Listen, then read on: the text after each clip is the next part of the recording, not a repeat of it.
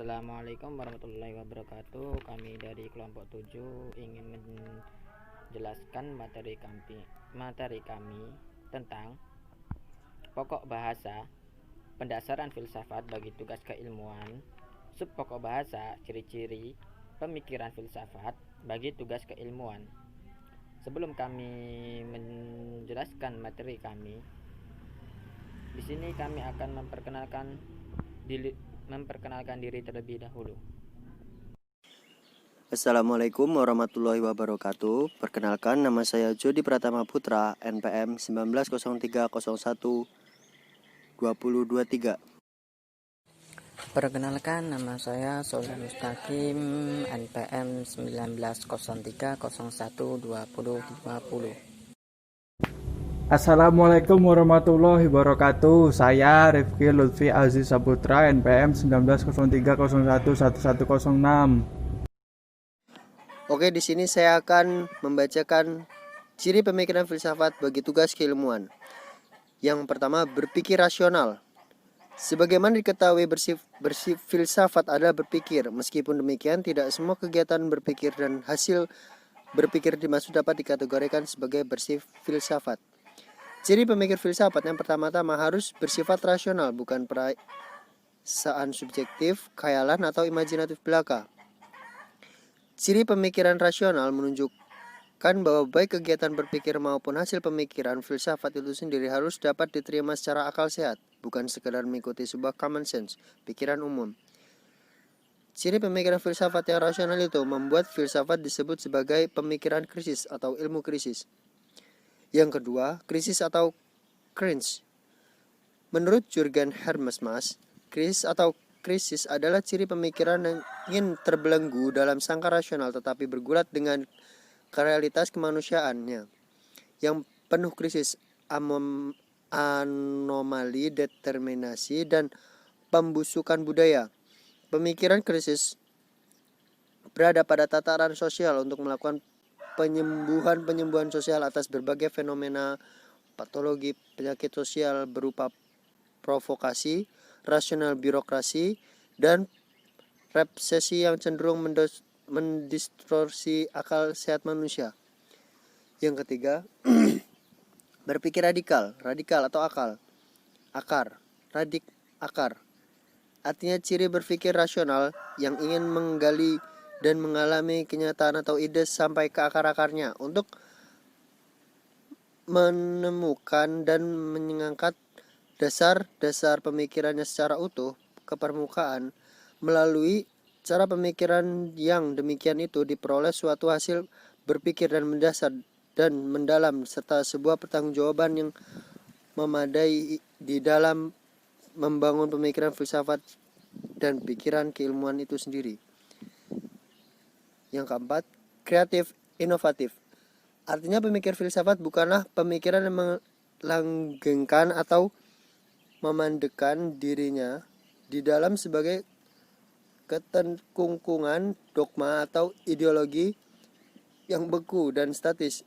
Justru ia harus berusaha membangun ketajaman budi untuk mampu mengeluarkan diri kebelengguan inspirasi, mampu mengkritisi, memperbaiki, menyempurnakan, dan mengembangkan dirinya demikian rupa sehingga dapat melahirkan penemuan-penemuan invention dan gagasan baru yang lebih brilian, terbuka, dan kompetitif dalam merespon tuntunan zaman serta kemajuan yang penuh kejutan dan pergolakan baik pada tatanan ide maupun moral. Yang kelima, berpikir sistematis dan analitis. Artinya, ciri berpikir filsafat selalu berpikir logis, terstruktur, dan teratur berdasarkan hukum berpikir yang benar. Pemikiran filsafat tidak hanya melepaskan atau menjejerkan ide-ide penalaran dan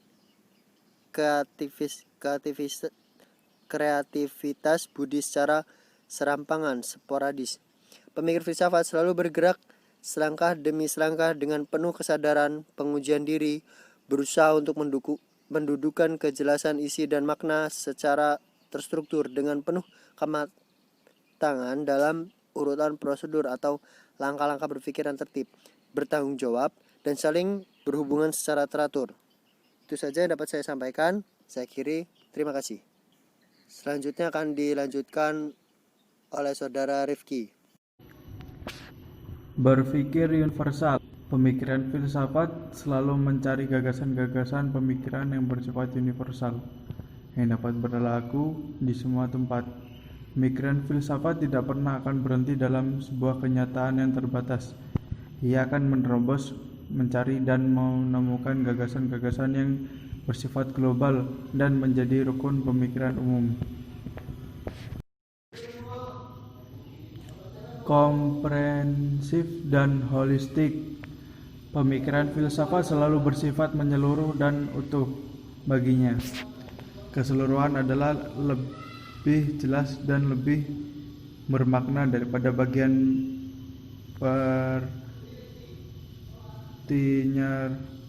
bagian. Holistik berpikir secara utuh, tidak terlepas dari dalam kapsul egoisme atau kebenaran. Skoral yang sempit. Cara berpikir filsafat yang demikian perlu dikembangkan mengingat hakikat pemikiran itu sendiri adalah dalam rangka manusia dan kemanusiaan yang luas dan kaya atau beraneka ragam, dengan tuntunan atau klaim kebenarannya konteks masing-masing yang menggambarkan sebuah eksistensi yang utuh.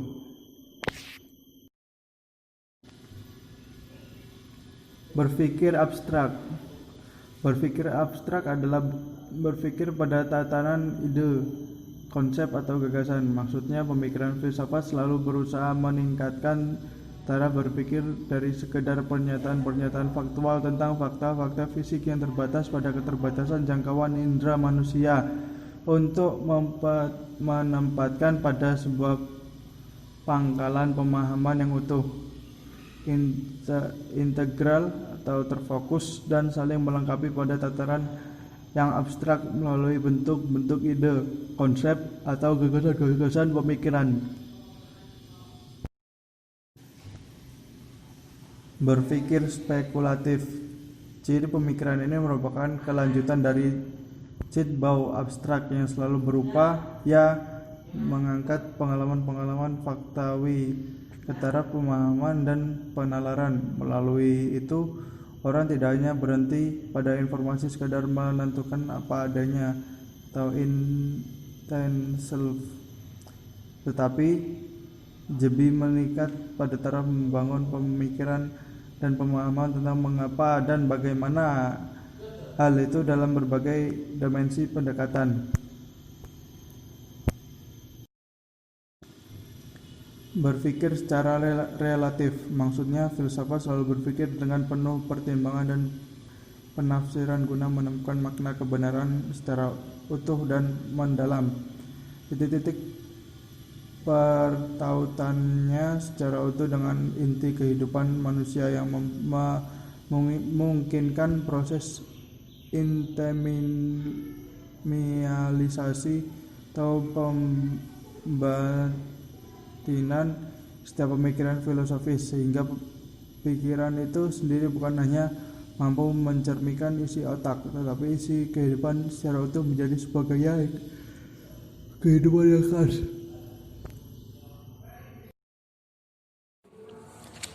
Selanjutnya, berpikir humanistik. Ciri pemikiran filsafat ini hendak letaknya hakikat pemikiran itu pada nilai dan kepentingan kemanusiaan sebagai titik orientasi, pengembangan, dan pengendalian pemikiran itu sendiri. Maksudnya, pemikiran dan segala anak pinaknya, baik dalam bentuk pengetahuan, ilmu, atau teknologi, harus dapat menunjukkan sebuah pertanggungjawaban pada sebuah tugas kemanusiaan yang nyata. Selanjutnya, berpikir kontekstual. Ciri pemikiran ini hendak menunjukkan bahwa pikiran konteksnya yang nyata dan jelas. Maksudnya, setiap pemikiran filsafat selalu bertumbuh dan berkembang dalam konteks hidup manusia secara nyata.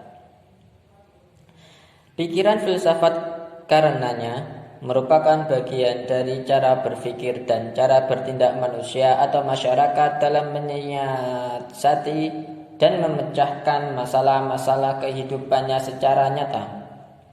Pemikiran kontekstual mengandaikan kejeniusan lokal atau lokal genius dalam membangun sebuah struktur keberadaan.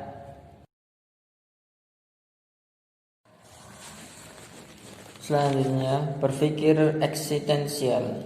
Ciri pemikiran filsafat ini bermaksud menunjukkan bahwa pikiran itu adalah pikiran manusia, karena setiap pemikiran selalu mengandaikan harapan, kecemasan, kerinduan, keprihatinan, dan aneka kepentingan manusia sebagai sebuah manifestasi eksistensial. Pikiran itu sendiri adalah sebuah tanda keberadaan atau fenomena eksistensi. Dengan pikirannya, manusia membudayakan diri dan memenuhi kodrat eksistensialnya sebagai eksistensi yang bermartabat. Berpikir eksistensi mengendalikan sebuah ciri pemikiran yang khas, yang bukan saja berpikir dalam kerangka keilmuan, tetapi justru pemikiran dalam rangka pengembangan eksistensi, jati diri, dan kehidupan secara utuh. Dan yang terakhir, berpikir kontemplatif. Ciri pemikiran filsafat ini diarahkan untuk menajamkan kepekaan diri, ketajaman batin, serta kemampuan mengenal kekuatan dan kelemahan dan kesabaran otodidak dalam diri. Melalui pemikiran kontemplatif dimaksud setiap pemikir, filsuf, atau ilmuwan mampu menasehati dan membimbing diri, menangani diri dengan penuh kerendahan hati, kesabaran, dan kesetiaan. Ciri berpikir kontemplatif mampu membimbing para subjek pemikir sedemikian rupa sehingga mampu melakukan koreksi, perbaikan, dan penyempurnaan atas segala cara berpikir maupun hasil pemikiran itu sendiri, sehingga tidak terjebak dalam keangkuhan, sikap ideologis, dan pembenaran diri menjadi kekuatan serba oke yang secara buta mentukangi aneka kebodohan dan kejahatan. Itulah materi kami dari kelompok 7 yang bisa kami sampaikan. Kurang dan lebihnya kami mohon maaf. Wassalamualaikum warahmatullahi wabarakatuh.